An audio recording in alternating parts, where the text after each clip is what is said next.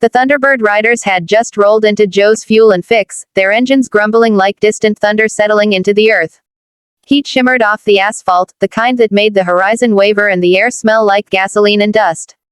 The bikers swung their legs off their motorcycles, the chrome catching the late afternoon sunlight in sharp glints.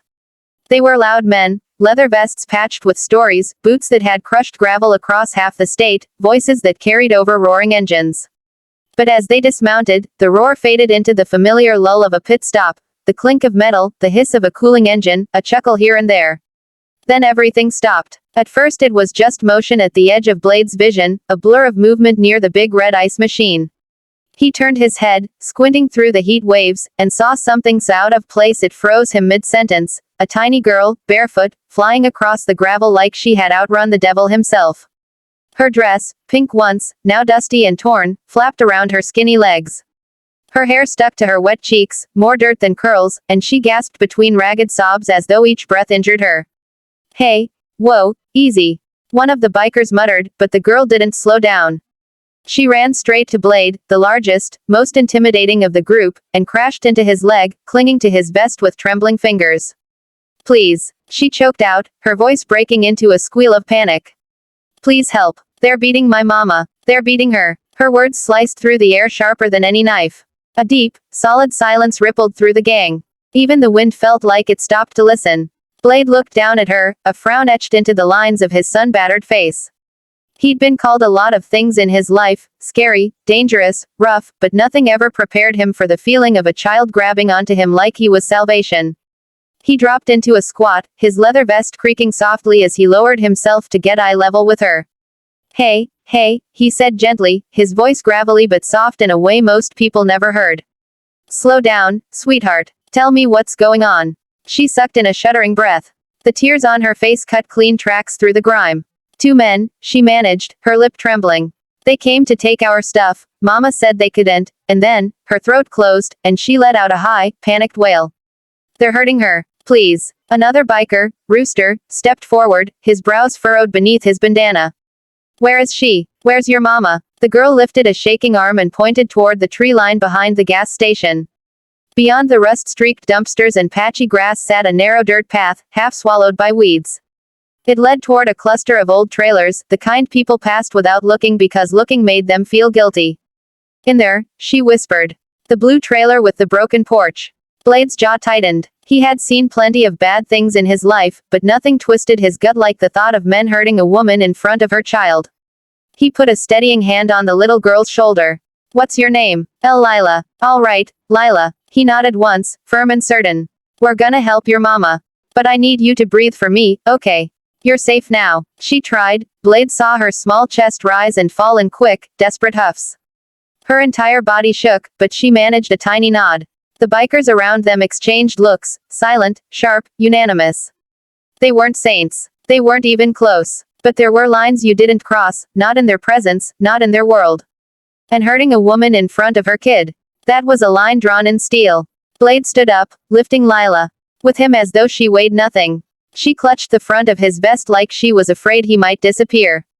He didn't mind. He hooked an arm under her legs and settled her on his hip, steady and protective. "Mount up," Blade said, his voice low but powerful. It carried across the lot with the force of a command forged over years of loyalty and respect. Engines flared back to life instantly. No one asked questions. No one hesitated. The easygoing chatter from moments ago evaporated, replaced by purpose, the kind that tightened every muscle and sharpened every instinct. Blade walked to his bike, a massive black motorcycle with chrome wolves etched into the tank. He shifted Lila carefully and settled her on the seat in front of him. Her tiny hands wrapped around the handlebars, knuckles white. "You ever ride a bike before?" Blade asked. Lila shook her head, eyes wide and terrified, but some small part of her fear seemed to ease now that she wasn't alone. "You're gonna be just fine," he assured her. "You hold on right there. I won't let anything happen to you." The other riders revved their engines, the ground vibrating beneath them. Their faces were set, hard, determined, ready. Blade swung his leg over the bike, settling behind Lila. He leaned forward, shielding her with his arms as he gripped the handlebars around her. "All right, sweetheart," he murmured, voice steady as the rumble of the engine beneath them. "Point the way." She lifted a trembling hand toward the dirt path. Blade nodded. Hang on. And with a roar that shook the air, the pack of motorcycles surged forward, kicking up dust as they thundered toward the woods. Lila didn't look back. She didn't need to. Help had arrived. The dirt path rattled under the tires as the riders sped toward the old trailer park, the roar of their engines shaking the stillness that usually hung over that forgotten corner of town. Lila clung to the handlebars, her small body pressed back against Blade as the bike tore through weeds and potholes. He kept one arm firm around her middle, steadying her each time the wheels hit a rut. The wind tangled her hair, but she didn't cry now. She stared ahead with a desperate, terrified determination. When the blue trailer finally came into view, slanted porch, busted railing, siding peeling in long, sad strips, it was impossible to miss the violence inside. The door rattled on its hinges from a heavy blow. A scream burst out, sharp and hoarse, the kind that scraped the throat raw. Even from outside, the sound of crashing furniture and angry shouts leaked into the humid air. The bike screeched to a halt around the trailer, forming a half circle. Dust whipped up around them. Blade swung off his bike and lifted Lila down with rough gentleness. Stay with Rooster, he told her firmly. No matter what you hear, don't come inside. You hear me? Her eyes were huge, but she nodded. Rooster crouched beside her as Blade and the others turned toward the trailer. Another scream, this one cut off abruptly. That was all it took. Blade moved first. He charged up the failing porch, his boots pounding so hard the old boards shuddered beneath him. He didn't bother with the uneven steps, he vaulted over the broken railing and reached the door in 3 long strides. Inside, a man shouted, "Shut up, lady. Should have kept your mouth." He didn't finish. With one thunderous kick, Blade drove the door inward. The cheap hinges tore straight out of the frame, the door slamming against the wall with a crack like a gunshot. The 2 men inside spun toward him, startled. The trailer was small and cramped, a sad little home that had seen too many bad nights. A flimsy table lay flipped over, dishes shattered across the linoleum floor. A woman, Lila's mother, was crumpled near the couch, her arms raised weakly in a desperate attempt to shield herself. Her left cheek was swollen, her lip split and bleeding. One of the men froze. The other, the bigger one, took a wild step forward, a sneer twisting his face. Who the hell? Blade didn't give him time to finish, didn't give him time to think. He grabbed the man by the shirt and slammed him against the wall so hard the paneling cracked. The guy's breath whooshed out in a pathetic gasp. Blade's fist connected with his jaw in a single, devastating punch that sent him sliding down the wall unconscious.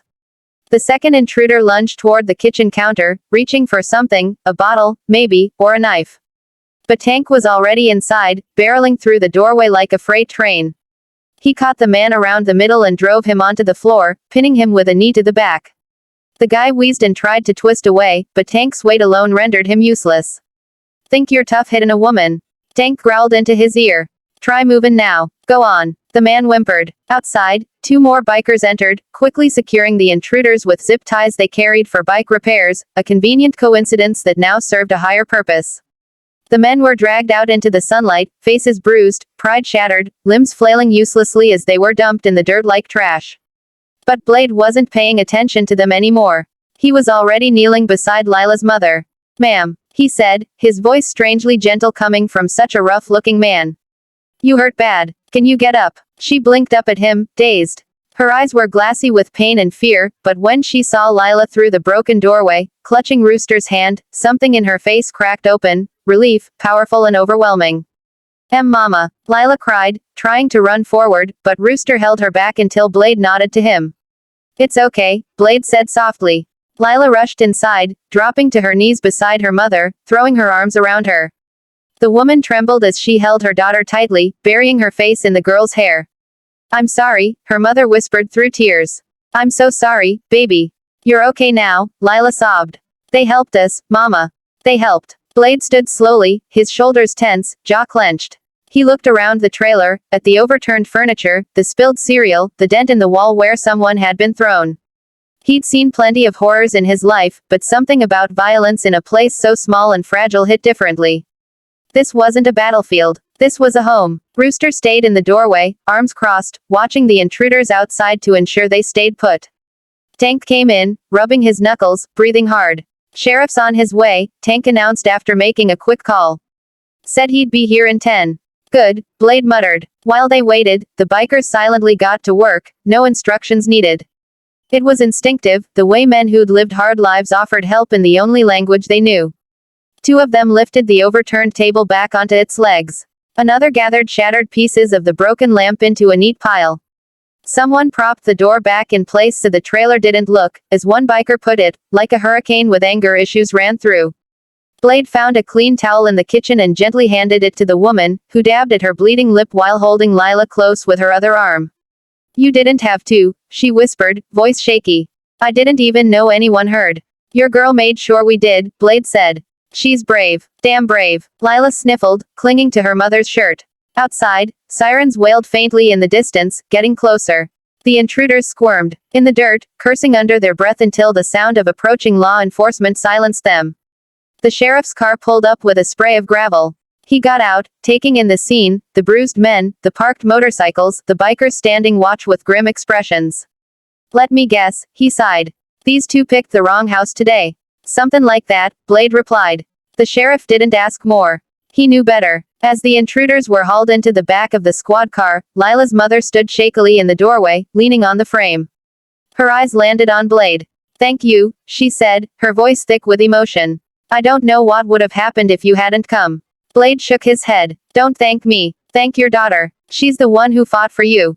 He ruffled Lila's hair gently. She looked up at him with teary gratitude. As the riders mounted their bikes again and engines rumbled to life, Lila took a few steps toward them, raising her small voice above the roar.